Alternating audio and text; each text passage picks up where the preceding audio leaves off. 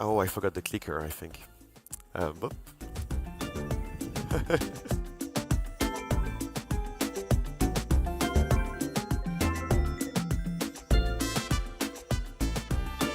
Got it. Can you believe we've been doing this for 9 years? Yeah. Yep, 9 years. 9 years. Ladies and gentlemen, this was EthCC number 9. You heard it already. Yes, we are Ethereum Friends. We're a non-profit. We'd love to collaborate with you. We are open for collaboration. Please give us feedback. We hear, we learn, we try to improve. We work very hard to make this week a success for everyone, and we hope you had as much fun participating than we had organizing and participating a little bit as well. Yeah, come talk to us. That's important. Last year, your main feedback was it was too hot. I hope this year it was okay. Again, I've been saying that a lot in my opening talk. EthCC is your public good. It's an ever-evolving event.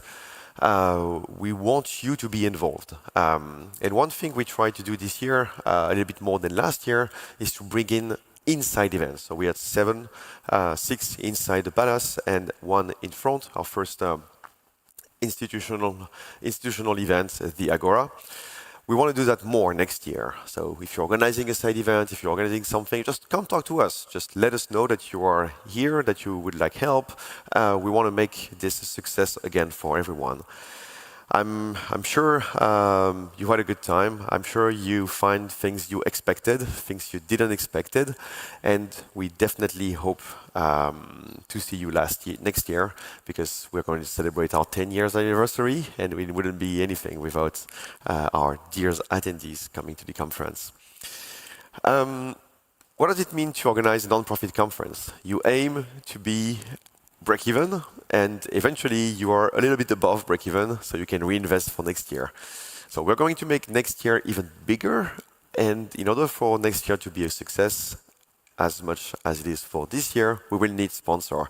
So I'm going to thank our sponsors. There are many of them this year, but I will talk about them a little bit more in the next slides. EthCC is here, and it's a success because we have returning speakers as well. People that we see almost every year, people that care to come as much as you care to take a ticket and come, people that come to share what they have been working on, share what they think. It's always a pleasure to see familiar faces every year, people that commit to come really early in advance, make their coming known, tell their friends and team to come as well, and it's always delightful to see that. We are blessed at EthCC to have an excellent team and partners, the best of the best. Some of them that we've been working on for almost 9 years. I think Kabuki, we've been working with them since the very beginning. Yep, shout out. GL Events, the wonderful core team of EthCC that you see here, 316 colors, and of course the Palais des Festivals de Cannes. Thank you.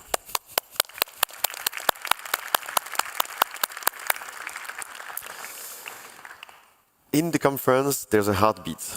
You know, the blood is flowing everywhere. It's the volunteers. Thank you, guys.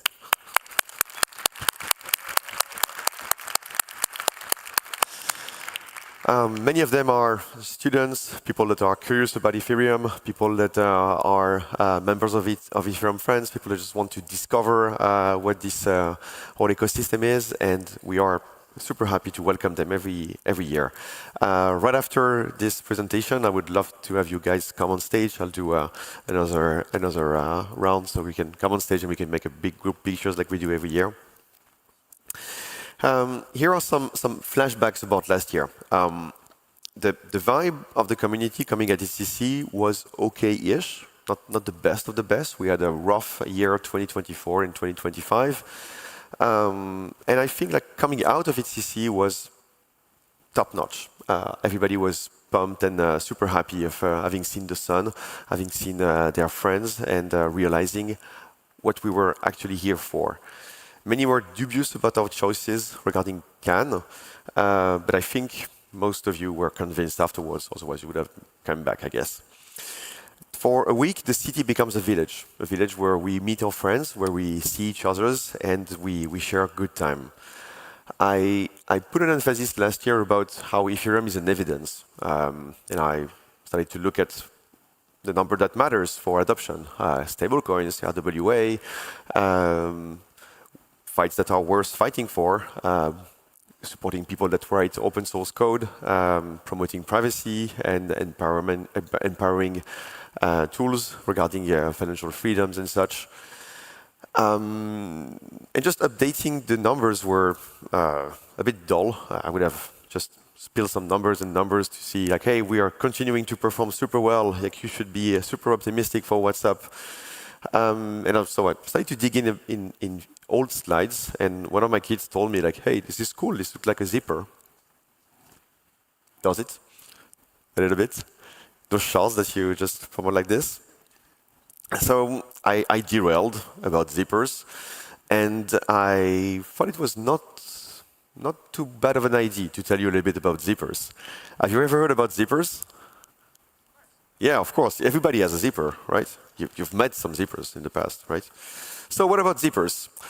Initially, zippers were introduced as the technology that will replace buttons, laces, brushes, hooks and eyes, and things.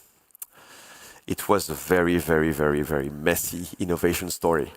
It all started in the middle of the 19th century with the very inventor of the sewing machine patenting the first automatic clothing closure system that was really never commercialized.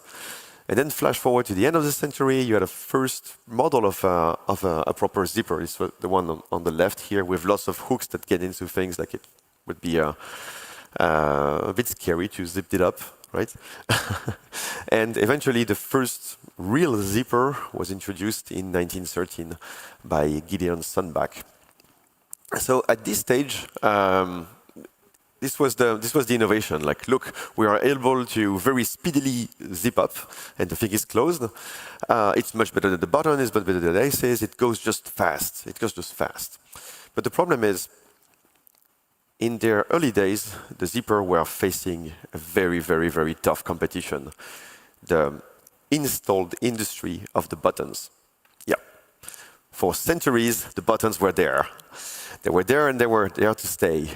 Simplicity and reliability. Many intermediaries were feeding on this industry, right? Cheap and easy to repair. Everybody knows how to use a button. You lose a button, you just get another button, and that you get it rolling. The manufacturing ecosystem was super simple for the buttons, while for the zipper, as you would imagine in the 19th century, you have to nail the thing and manually clip the thing and make sure that everything is just well adjusted and so on. Plus, the initial market fit that the industry of the zipper found was the zipper behind the skirt. Like, very practical, like something you can zip, it stays nice in the same place. The problem was, of course, that you have to wash your skirt sometime, and the zipper rusts. So you had to de-sew the thing and re-sew the thing and so on. So it wasn't really practical, and everybody was hating them.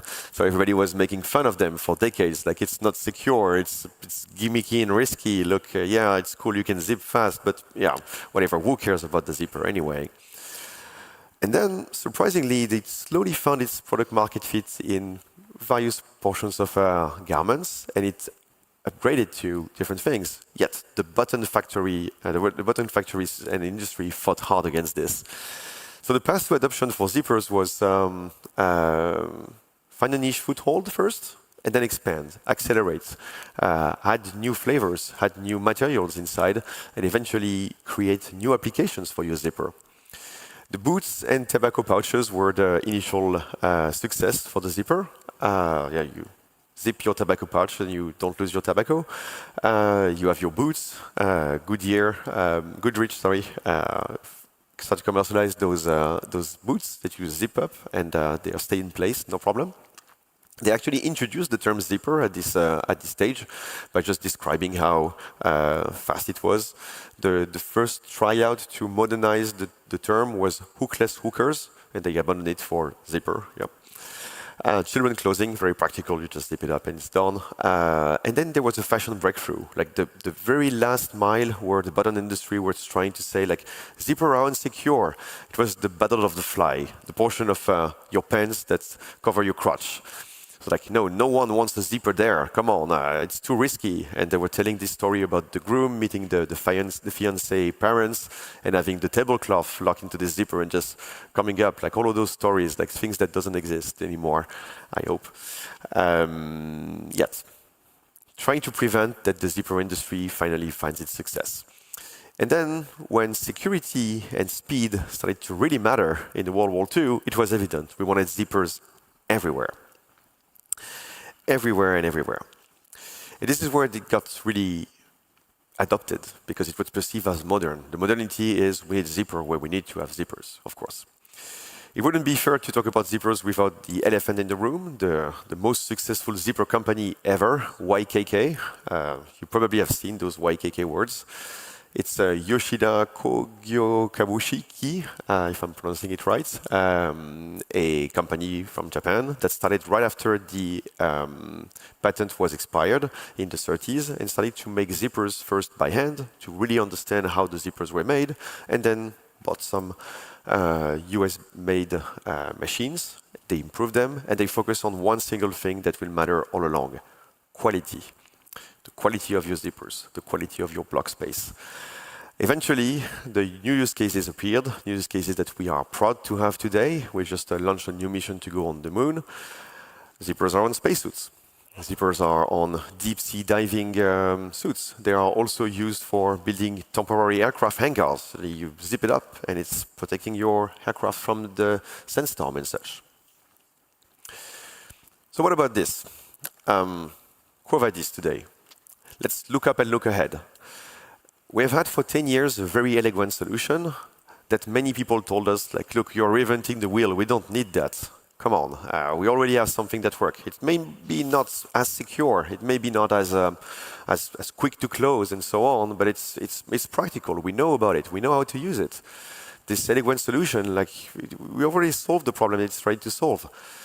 Well, we are starting to solve it better, very much. And also, there are many more applications to come. Look at where we are right now. We have radical social innovations, something you don't see anywhere else, with universal basic incomes, different flavors, Gnosis, World, decentralized court system with Kleros, community building, and postcards that you can carry all over the world with POAP. Are the institutions really coming? Yeah, sure. Look at Monerium, stablecoins in euro. Forge, stablecoins in euro also, but coming from a very large bank. Tokenized stocks, X stocks, of course.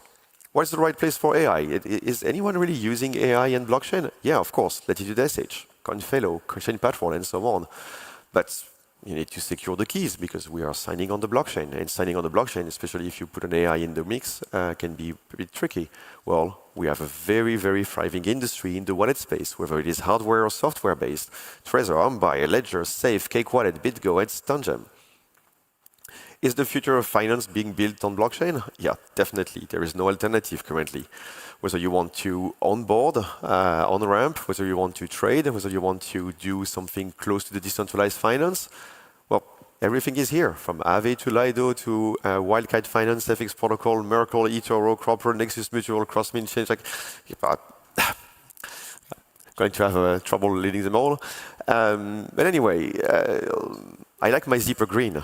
I like my zipper in metal. I like my zipper that doesn't rust. I don't trust this kind of zipper because I don't know who the zipper maker is.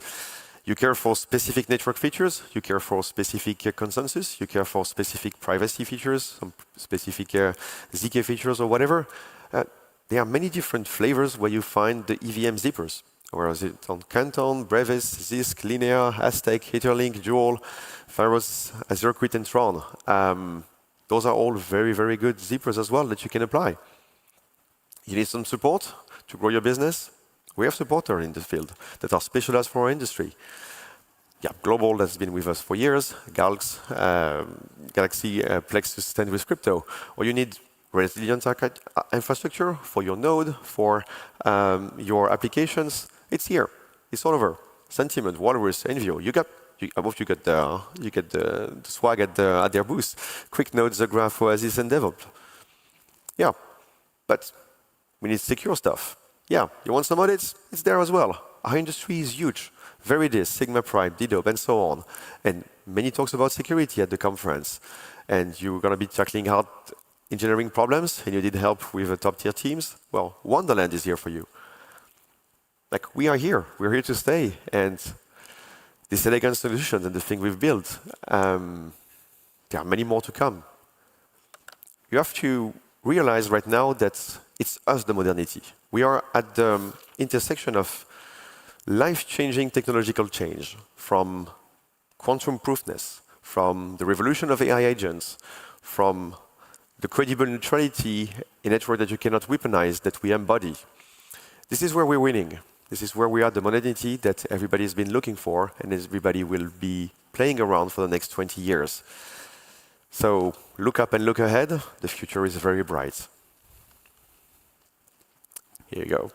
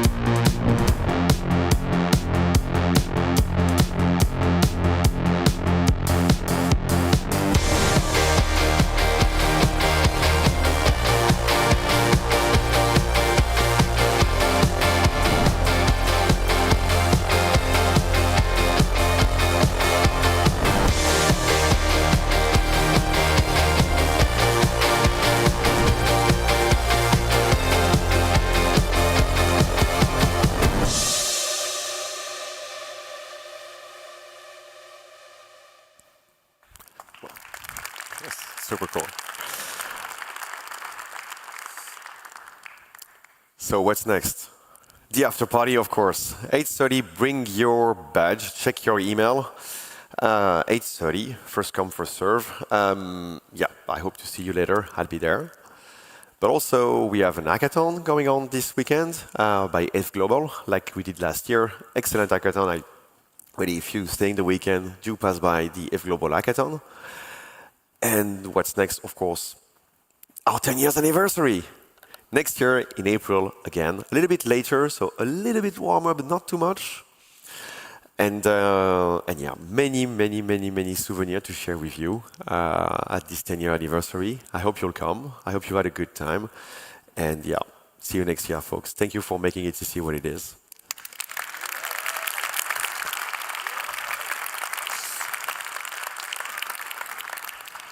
Hey, volunteers, come on up.